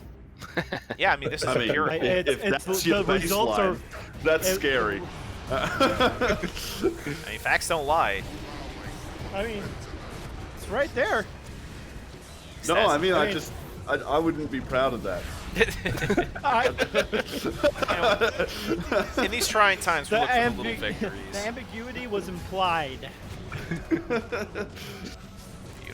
What have you tried your to run your compact build yet, Rowan? You're trying to get Tylee to do it. Have you done Honestly, it yourself? Mikey, that game, I was just like, everyone was going Brawnies. I started with Brawnies, as you mentioned, and I was like, all right, what's good against Brawny? I'll try to pick up some Void things. Let's see if I can get Voids in super early. Got it in round 14. Then I was like, well, now I To can't like really round go. 16. I just want to point out right now, like dtan did 46 damage over 2 rounds to win this game. And he's about to win, yeah. Yeah, gross stuff. I don't know. And then I put in like 4 cost units, right? Like I stacked my whole Well, team with that's your 4 first cost units. mistake. They were just shit. They're just no good. They don't like ever. When I'm up against 6 Shaman, I can't win. Like with Void in and 2-star 4 costs, doesn't win. Yeah. That's a weird state. I think Mhm. it was good. It was good to prove that point. Like once you said that, Mikey, I'm just gonna go 4 and 5 costs, and you were. I saw your build. You were you were stacking 4 and 5 costs too. Look where we are. Out. Yeah. Did we lose someone? That's great. Yeah, no, Origin has to peace out. He's done. We do have an open slot right now. I'm still here. Kicking Wing is trying to get in chat. Oh, Kick and Wing. Yeah, he's a I good like guy. it. He actually sniped me on stream yesterday, which was a lot of fun. He was the reason I got 8th in that lobby. Assuredly. Definitely. Alright, what do you think? Like, 1 match, 2 match more? How we feeling? Yeah, we got about one more. I'd plan this. We're going for about 2 hours. Yeah, I think that's a good. The best way to do it is just to see if you get a game. Yeah. Well, Yeah, 8-man lobby. Let's see. What actually happens if you search for a ranked match right now? I won't You let get a you. ranked match. Want to try it out? Yeah. The game just match. Well, we hold on. match with another Figure this stream. out, Yeah. you know? Let's wait for let's. Yeah, here's Chicken Wing. Yeah, maybe we get Random he Man got or in one quick. of the other people, one of the other streamers. I'm an idiot. I could have asked, I asked Pinty, but I didn't think about Random Man because I'm a bad person. Like, I She's only streaming hosted her right like, now. Yeah, that's the thing. I only hosted her like 3 weeks in a row. Mm-hmm. Yeah, I think Pervac is also streaming. From Cambridge. But I mean, we got Folks. enough person. Yeah. So I'm gonna go a build that I'm comfortable with this game. Don't worry, me too. Look out. We doing classic? No, I didn't start classic. Nice. My favorite. Classic was off. My favorite is like back when I competed, back when I was a contender, back when I was somebody. I'd be like, all right, cool, let's play DotA Underlords, everyone. I've been in I've been trying to I'm adding people in Discord, and it's like, all right, let's get going. Like, I want to do other stuff today, and then the game starts and there's no bot, and it's just like, guys, this is season 6. This is season 7. I've seen you people in lobbies before. How is this still happening? Like, what are you doing? How are you still so bad at this? It's mind numbing. I relate. to that Yeah, sentiment. I was super mean about I thought I was super I guess anal about time. Like, start up when I tell you the start time, start the stupid lobby. Yeah. And that was the quickest way to get on my nerves, to be honest, was just be late and not Be say late. anything about it. I absolutely loathe that. The other one was somebody trying to someone who wouldn't have the same name. There's a few players I knew their alternate tags to. Edwacito was Unlucky Boy normally or something like that. Mm-hmm. But every once in a while, someone Xanum rename themselves Happy Bunny Sunshine or something like that. And normally, if it's just one person in the lobby who doesn't match up, no problem. Process of elimination, I'll figure it out. But there was somebody else, and I think it was Chief Ed, and I got really fired up about that for some reason. And I'm like, I need you to change your names because I'm not running all over God's creation trying to figure out who's who. And then I was watching the scoreboard stream, and then I proceeded to watch as 5 different players changed their names.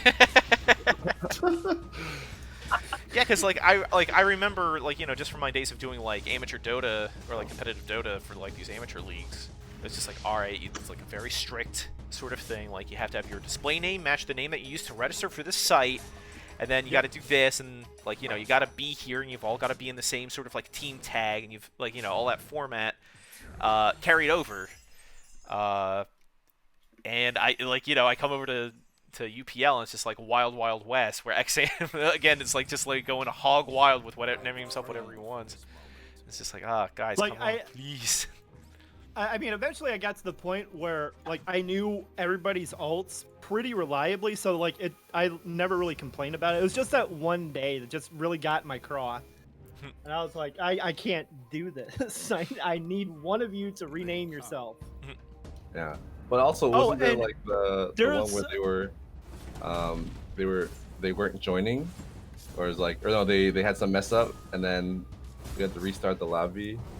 And then he ended up getting eliminated. Or what? Oh yeah, no, there was a guy who came in and then just delayed everything, and then immediately sped run it, and I was. Are you talking about user bursting, perhaps? Is this no bursting?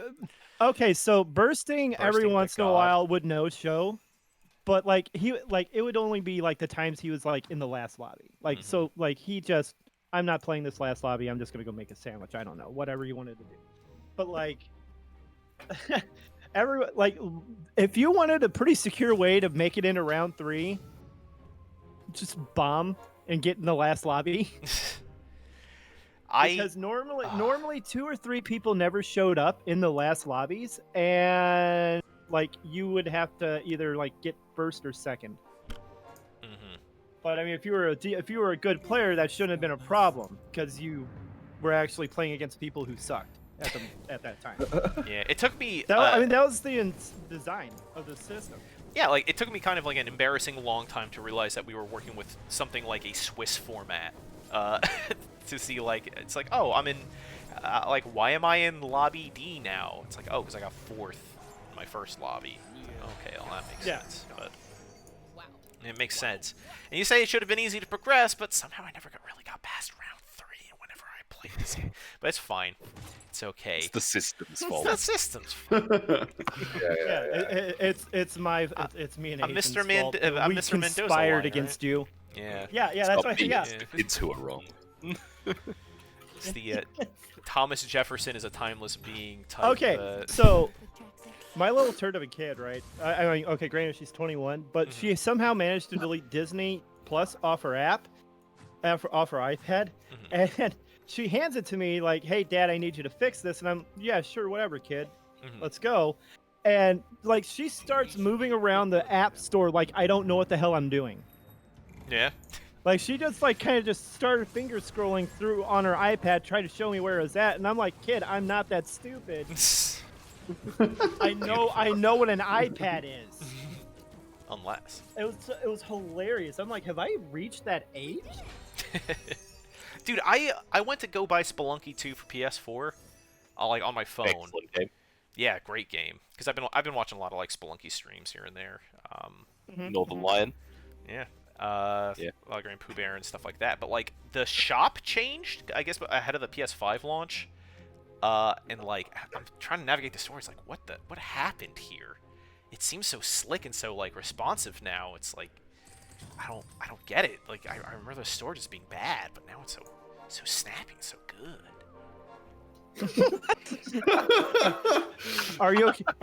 Are you okay over there, bud? Dude, I don't know, man. I getting a little excited. It's a beautiful app. Like it used to suck shit, to be honest. I'll use my swear on this. Like it used to just be garbage, but now it's a joy to use. Oh, that's amazing. Damn your anti-mage. Yeah, I love facing the anti-Magumpus early on, dude. It's great. It makes me feel good. Remember when he was an assassin? Who are my real ones in the chat? Yeah, I remember. Yeah. I still love that Demon Hunter, or Terrorblade is a Demon Hunter, and that's never gonna stop being funny to me. Demon Hunter, beautiful. Like some of the early builds in this game, like 9 Elusive with Terrorblade was just dope. You want to talk about it? Like was that good game design to you guys? You think? No, that was terrible. Do you think that was good? Like, because we're in an age where, like, you know, that's like, when you bring back the chicken meta. like, but like, you know, we talk about how like, okay, everyone just kind of rushes 7, just like choose on that until they get like your 3 cost 3 stars. But like, is having something like I'm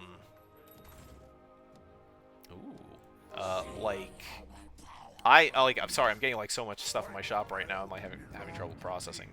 But like, is having something like 9 Elusive plus Demon Hunter, or like plus rather like Terrorblade, like you know, this big reason to go 10, like, is that any better than this sort of like hit 7 and just chew?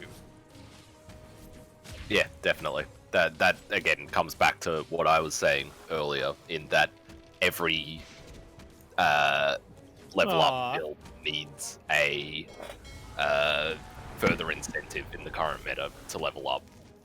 I think putting in something like 9 Elusive should be... I forgot there were sprays in this game. You guys are in trouble. Same. I have not put down my thirsty spray in quite some time, even in matchmaking. Like, completing full alliances should mean a lot more than it does currently. It doesn't feel...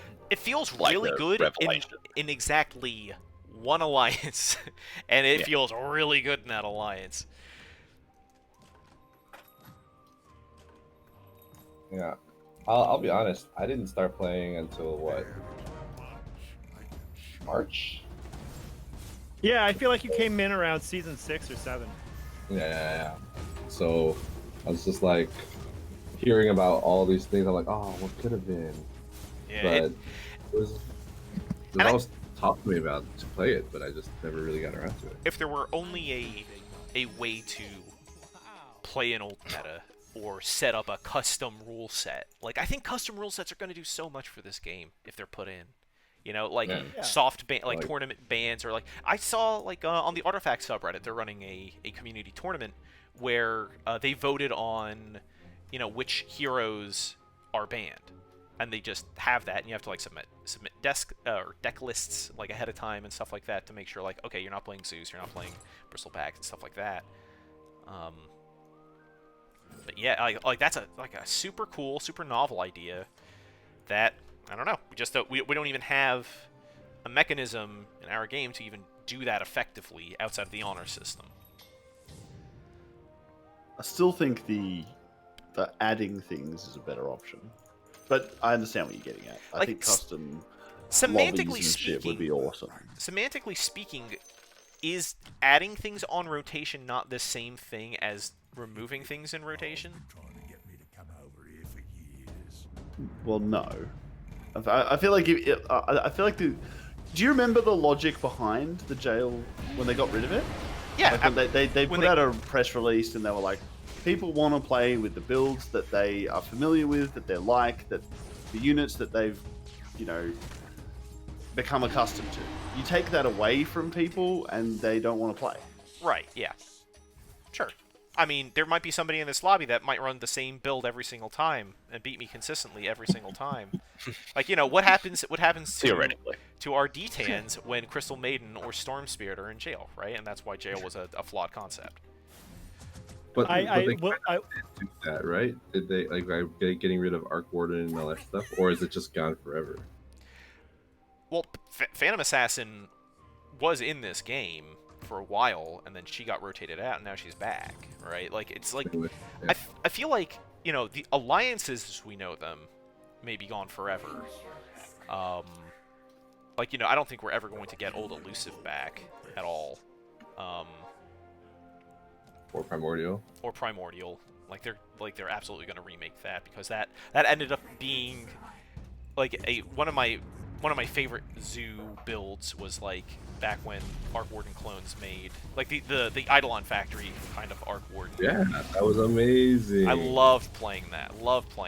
But now, like, you know, that's probably gone like forever, because like, you know, like just they found different way. Like, I love the sort of changes that they made to earlier alliance implementations and just made it feel better. Like, I love, like, from a design standpoint, Shaman rules. Like, Shaman might be my favorite ever alliance.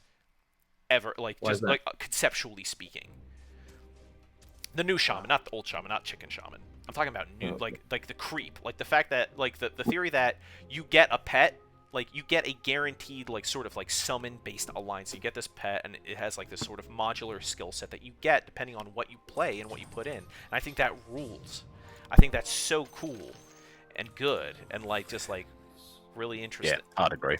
But, like, beyond that, like, and I think, you know, for what it's worth, like, the current implementation of, what's it called? Rogue is a novel solution to how to make dodging feel good. Is it perfect? No. In fact, I think it probably needs another pass, just to really make that feel interesting. Viable. Viable, yeah. I mean, like, it's Rogue 2. Let me qualify that with Rogue 2, because, you know, most hyper rolling assassin builds at least get one level of Rogue just to make it worth it for their PA. And you get like a pirate hat or a kunkka or like an alchemist in there as well, just to you know. Or if you're Tylee or me this game, you're going 6 swordsman. Okay, that's spicy. With your rogue. Yeah. Into that. Good too, because it contests the Ember. Oh. Yeah. But yeah, like I think those are far more interesting than Elusive, far more interesting than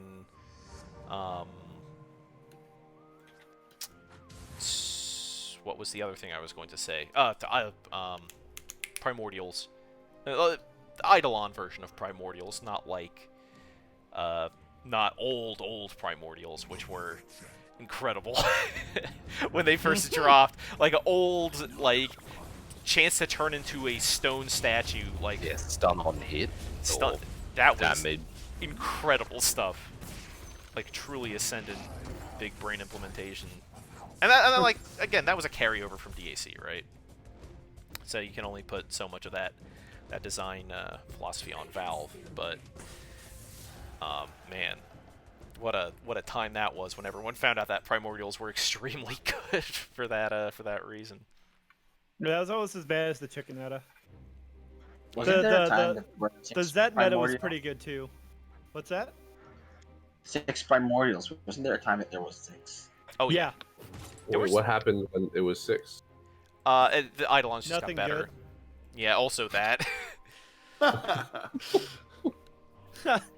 If you really have to know, nothing good came of it. It was toxic.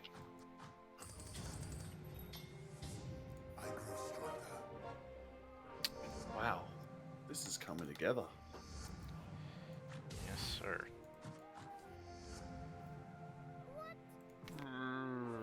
Okay. What was I gonna say? My mind again. Yeah, like Chicken wing. I don't know. Like I think No. this game has done like a lot of really cool stuff. You know, I think it's had a lot of flawed experiments. Like global items. Like you know, that was something that set this game apart for a while. Like the fact that like you could just have an item that affected your whole board. You know, it depends who you ask about if the unit of an Underlord was a success or a failure.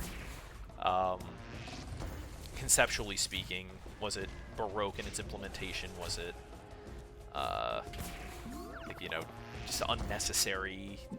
Would it have functioned better if it was just like it functioned like a global item rather than a unit Hi, on random the field? person. But yeah. Hello. Hi. It's been quite a ride thus far in this what are we at? Like we're closing in on 2 years since like the since Dota Asian Championships 2 kind of like spread auto chess into the spotlight. And it's gone in strange and fascinating places. By and large. God, it really has. It really has. That's true.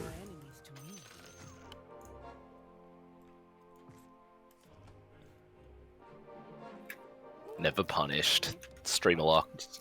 In action. Look at this. It's all over. What was the so did many people here play like the original mod, like the OG mod in Dota 2? Yeah, Yep. absolutely. No, not me. Well, Me neither. if you don't know, if you weren't there for like the 2 weeks where Ricky was a unit, that was a truly interesting, a truly interesting time. Oh, hiding your bench? Oh, Yeah. that was so good. You could hide Wait, your what? bench, and you could hide like at level 1, and then I think they changed it to you could hide your board. That one I don't remember. Don't remember hiding board, but yeah, it used to hide what units you were going, essentially, so you could hide your your progression, which is the dumbest idea, because it's like, Here's the thing, like, is it though? Was it a dumb idea, or was it just a flawed implementation? Because like as things progress, as like, you know, sort of competitive strats progress, like, you know, coming into the genre, like, you know, there's so much information coming at you at once, like, you know, you kind of just have to focus on your own thing. But when you become more comfortable with it, you have to look around the board and go like, okay, well, I'm contested now, and like the way that statistics work, this is going to be bad for me. So like maybe I have to itemize this way, or maybe I forgo trying to get more of this unit, or maybe I shy away from this alliance because it's so heavily contested. Things like that. And I think the one thing that, like, you know, Dota Auto Chess really did correctly and really did right and was really did like in a fascinating way was, get over here, Spirit Breaker, was its exploration in the game space, like particularly with, and when I say game space, I mean like, what can we change about this game? What can we play around mechanically with this game? So Ricky was one of it. You could hide your board, you could hide your bench. Another dimension of Was that was three-star Ricky like you could hide your entire team? you could hide your whole board format. I forget if that was tied to his star level or if that was tied to the Satyr Alliance, which I believe he was the only member. I don't know. It was a long time ago. It was a different time for me, just in a lot of ways. But like, man, like one of my favorite design decisions that they made was the God Alliance, or I guess it's called Divine in the mobile app version of it, where unlike in Underlords, like the alliances are very hard coded, where you have a class and you have a race. So like Elf is what we knew as elusive. That was your race. Or like Brawny was Orc, going off of like Warcraft 3 old model carryovers. Like, you know, you had Orc, you had your race, and then you had your class. And one of the cool things about the God Alliance was that, well, first off, like Mars was a unit in that alliance, and he couldn't attack. The dude just didn't have auto attacks, which is wild as a concept. He only had spells. Like, he only had his shield bash. But the thing that the bonus was that if you didn't have any active alliances for a given race, like if you didn't have a racial bonus, like if you didn't have Brawny 1, what we know as Brawny 1 or Elusive or anything like that, you would just get flat cooldown reduction across the board. So of course that makes it a natural fit for things like Mage. So like God Mage was a really popular build, particularly because there was a 5-cost unit, Zeus, that would elevate that and like give more cooldown reduction, and also had a ability that could do damage to your health pool, which was incredible. It had a chance to just do damage to your like not to your board pieces, to you in real life. Zeus would come to your health. No, it would take Punch you in the face. Yeah, it would take health away from like your health total, and I thought that was such like a mind-blowing idea, and like just so cool.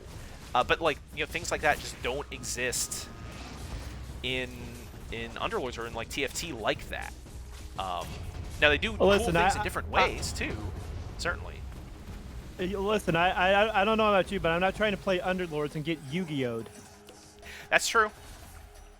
That's true. I'm not trying to go CAC in my life points directly, man. Yeah, but like that was such a like as a thought experiment, or like as an exploration of what could be done within this game. I thought that was like a really cool choice and a really like bold choice to do. Yeah, I think the whole lateral game space is something that can really be fleshed out. I think they have made it too narrow and one-dimensional, and I agree.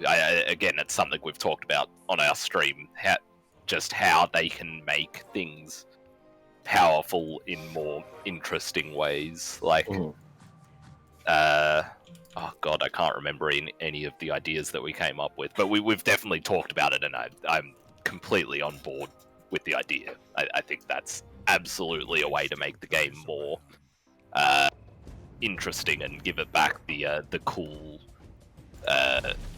like the serotonin factor that you were talking about before. Right, yeah. For sure. I had a quick question. Can you guys hear me all right? Sure, yeah, I can hear you. That's fine. What's up, guys? This is Kick and Wing, by the way. Welcome, Mom. So, Good to meet you. Yeah. No, appreciate you guys having me. As I lose to the doc right now. Good job, man. It's fine. Get work. I did have a quick question. Just compared to like League, right? Like their auto battler is doing quite well. Like, what do you think they're doing that Underlords could like adapt or pull in to make it more compelling? Regular Marketing? updates. Yeah, regular updates. Marketing. Did you watch the launch stream? Like, yeah, I love Slacks and all them, but that was atrocious. Mm-hmm. I watched it for a bit. Like, I thought what was cool is I think you could didn't they have something you could just like get battle pass levels from watching that stream, which I thought was super cool. I'll Really? just casually take a. Yo, hey rRokanr, can you sell some of your pudges for me? Thanks. Well, do you all think like having it named Dota is confusing? Because every time I say Dota Underlords, everyone thinks I'm still talking about Dota. Dota proper. Interesting. Like that has not been. It's happened a few times to me. Really? That's kind Whereas of like that's like surprising the to League of me Legends because one isn't called Dota, and so God damn it, Mike. it's not called League Well, of Legends someone- Teamfight Tactics. right, yeah, exactly. Yeah. That is quite a mouthful. He's hit the Storm Spirit. Hello? 99 health? Got a health point back somehow? Okay, there we go. Tick? Please? Alright, we're cool. Draw? Let's go. Let's go! Whoa, Flexing, flexing, that's flexing. big. Alright. I that hadn't occurred to me that could even be a problem. Just because I just don't. I got a second Ravage off with my Tide Hunter. I saw that. Can that happen? Nice, dude. I'm not Six gonna even warriors. win this. Yeah. I'm Dude, so my sad I'm Queen not of Pain gonna is win doing this. work here. 11k damage. I think she's gone off like 6 times. Oh my god. 7k damage from Scream of Pain Oh on a my 2-star quad? Hello? 11.4k on the Queen. That Incredible. round went Jesus. so Level 2. long. That was It was Seriously. stupid. That's hilarious. There's no target I can't hit.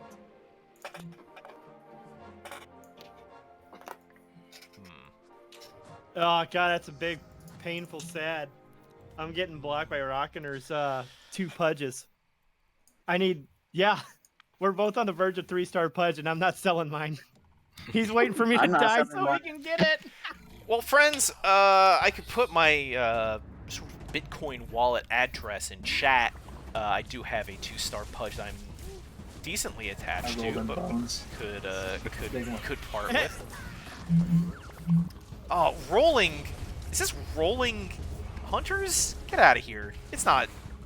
It's like there was a time when rolling hunters was like the build, because like those 3-star abilities for like Weaver, Drow, Wind Ranger were just so good. And you could just like throw in a Nyx Assassin, just like roll like 3 hunter, 1 insect, and just like kind of roll the board for a good long time. But those Eagles got off his second Ravage. days are gone. Sadness. Oh. But on terms of just like marketability, we discussed a little bit earlier in the stream about like what if Underlords, and by that extension Artifact as well, were pulled into the client in the same way that TFT just resides within the League client, and the kind of implications there with just like how big that client would get, along with just, I don't know, like, yeah, sure, you get like just eyeballs on it constantly just because of off of like how, sorry, hold on, just had to make some moves there, just because of how popular Dota is. The hunters. Yeah. But then it's like, I don't know, like, startup time probably goes up. You probably don't have, you lose that kind of like standalone game identity, but like, I don't know how much people or Valve really values that. I know, don't think it holds any value for this game, honestly. Like, no one's like committed to Underlords that would be like super unhappy to be integrated into Dota. In my mind, I could just be completely wrong. I would say that would get me Maybe playing. Rowan. That would make me play What? more Dota. Because I'm just not playing Dota all that often these days because I don't know, like work stuff, and also like, I don't know, I'm not at my PC as much. I can play Underlords from my phone. I can do Picross from my phone. Is there any reason why you can't do both? Like, is it impossible to have it implemented into Dota as well as be a standalone app? No, as we were talking about before, League does it. Yeah. Well, then do that. Pretty obvious thing. Like, that's the easiest change you can make. Just, I don't know, get someone to code it up and make it happen. What are the periphery sort of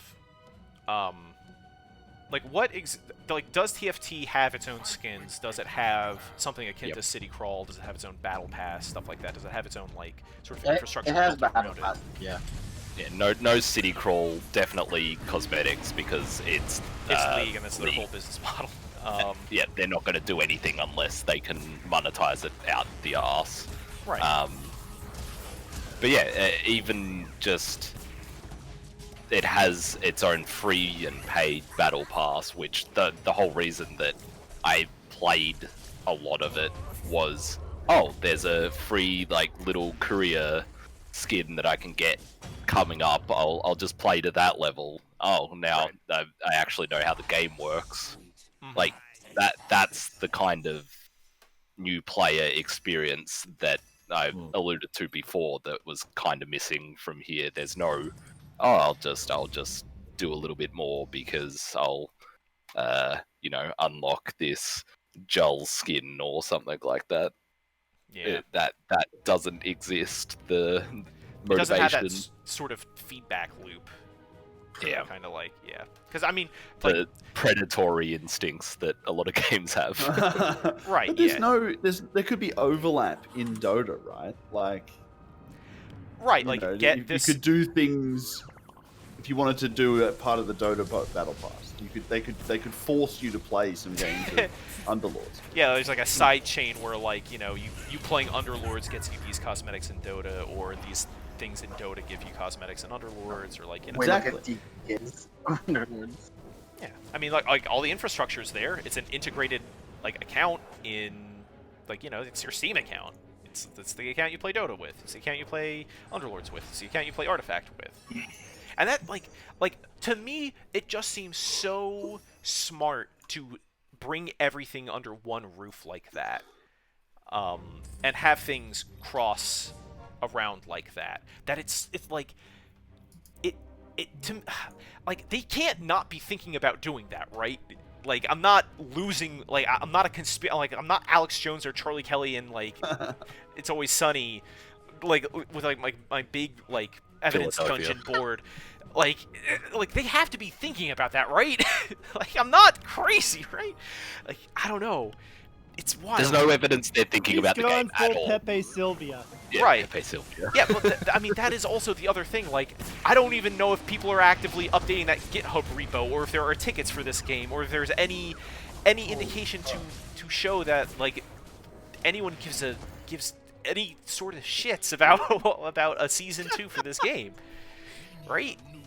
Outside of because even with the early bird was such a cool idea, because then it's like, all right, I now know who Toroth is. I now, like, we're fleshing out the lore. We're doing Picross puzzles.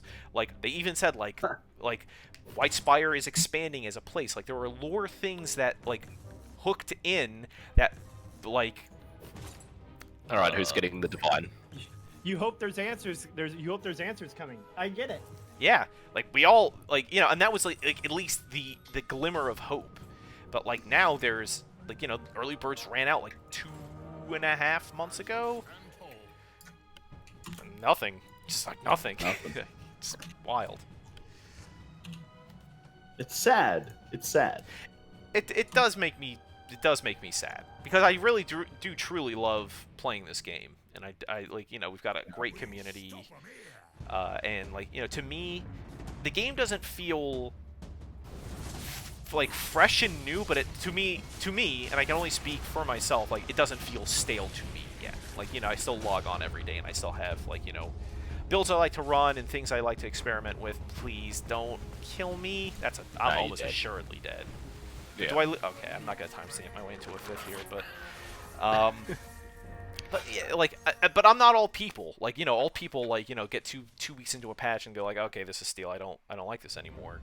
I'll catch you on the next patch. And then there's people who say, like, okay, this changes every week. I can't possibly follow this. Like, I have a family member in med school who just goes completely dark for, like, weeks at a time because they're trying to learn how the brain works or something, and they're just not playing the game. Dumb like that. Yeah, something What an idiot. stupid. Play Underlords. Yeah, exactly. Like, why would they do that? What else is there in life but to play this game? Terrible. But How could they be so selfish? Right? Exactly. But like, you know, and for those kinds of players, for the more casual crowd, like having a game that changes every week isn't engaging, it doesn't facilitate like long-term play, because you know you have to constantly relearn the game when it's like, you know, massive changes. When you get like, you know, your sort of like proper versioning Dota changes or your New Blood on the Streets changes, like, you know, it becomes harder to jump back in after a long break. Whereas, like, you know, I checked, you know, TFT gets little bite-sized patches every week. Essentially, they get like, you know, lettered patches, you know, to take Dota nomenclature as well. Or like, you know, it's every week or every 2 weeks. And then I see, you know, on the subreddit, which, god damn it, don't go on the subreddit, in DotA Underlords saying like, oh man, this was like what? All they did was add like a new 3-star thing. Like, who cares? Like, you know, this game is like the paradox of this game just got an update, but it's too small for my personal taste, so the game is dead even though it just got an update. Like, it's like dumb stuff like that, and that's just like classic Reddit. Classic Dota community. Like, Dota 2 has been a dead game for like 6 years now. Right? Like, and that like, you know, after, because you That know, actually sounds about right. I love, like, you know, I love that first incarnation of Artifact. I did, like, you know, amateur competitive Artifact, and like, you know, after seeing like that amount of a dead game where it was actually pronounced DOA by the devs, where I, like, you know, we're not at that stage yet. It hasn't been like, you know, we haven't gotten the long haul blog post yet. I need to know how I'm being reimbursed for my investment in Axe Coin. Oh yeah, for Axe Coin, Lich Coin, Drow Coin. Dude, I still have some. I made a bunch of money that first day when the marketplace actually opened up and axes were selling for like $20 a pop, because I pulled 6. Oh my I bought God. a bunch of packs and I pulled like 6 effing axes. How much? And I immediately I made $180, and that paid for Monster Hunter World and a few other things. Yeah, I sold the Drow Crimson Witness cape from TI6 and got Civ 6 for the money I got off of that. Oh. I sold a rare. So when they did drops in game, I got a rare Sven Dendi helmet. I sold it for 120. Wow. I Why think am I not getting anything like one of my that? most prized possessions is that I got a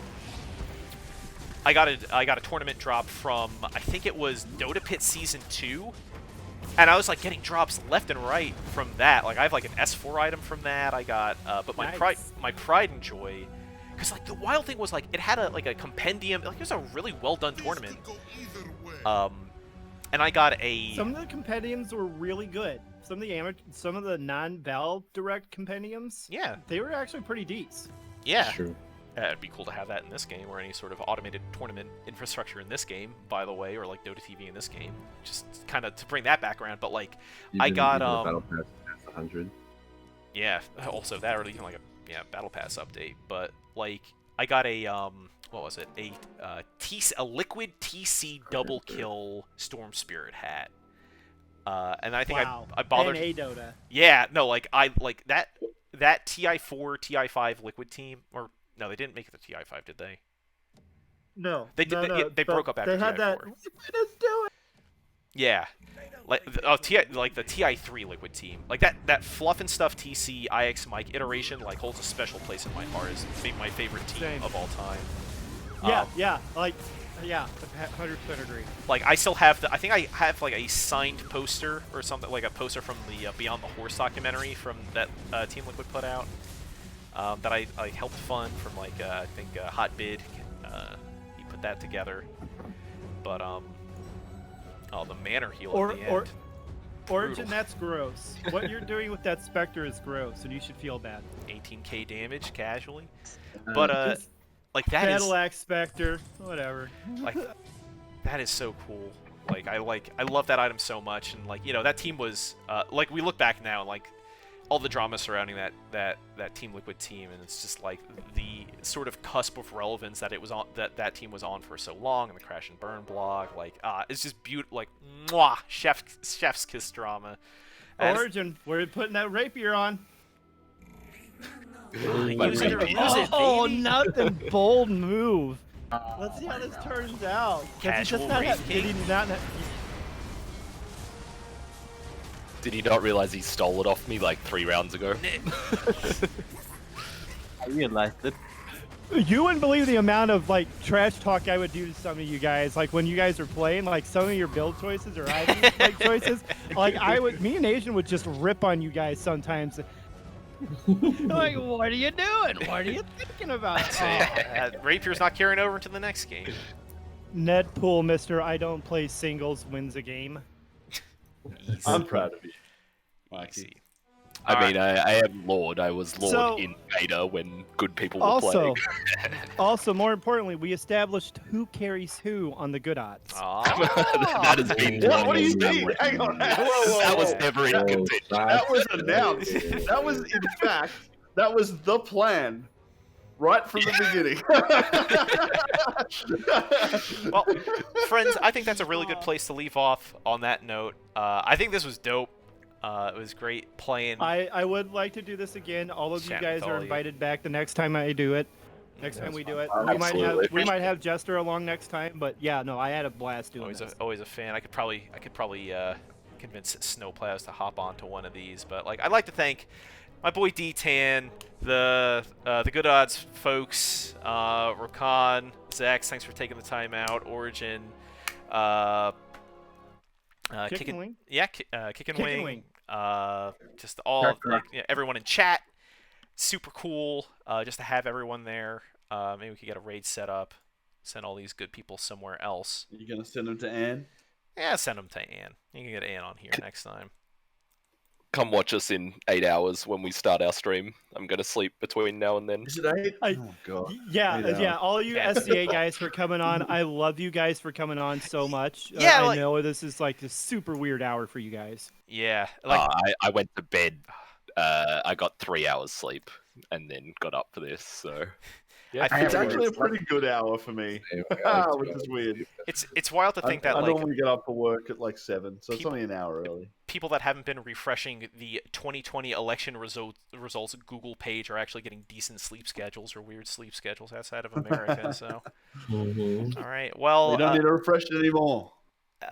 yeah, no, for real. And, like, thank God for that. Like, you know, we get the DLC on January 5th over here, but all right, well, I'll send a couple of you guys the link, but I was tracking a betting odds site for the presidential election more than the regular. And if you want to see where my emotions were, I'll send you a couple of you guys the link. But you can just follow the hourly odds are perfectly in line with how I was feeling. yeah. It's been a big roller coaster over here in the States, and I can only imagine from the outside looking in what that even like looks like. You've been trying to wrap us up for like the past Yep. 3 minutes. All right. So go ahead.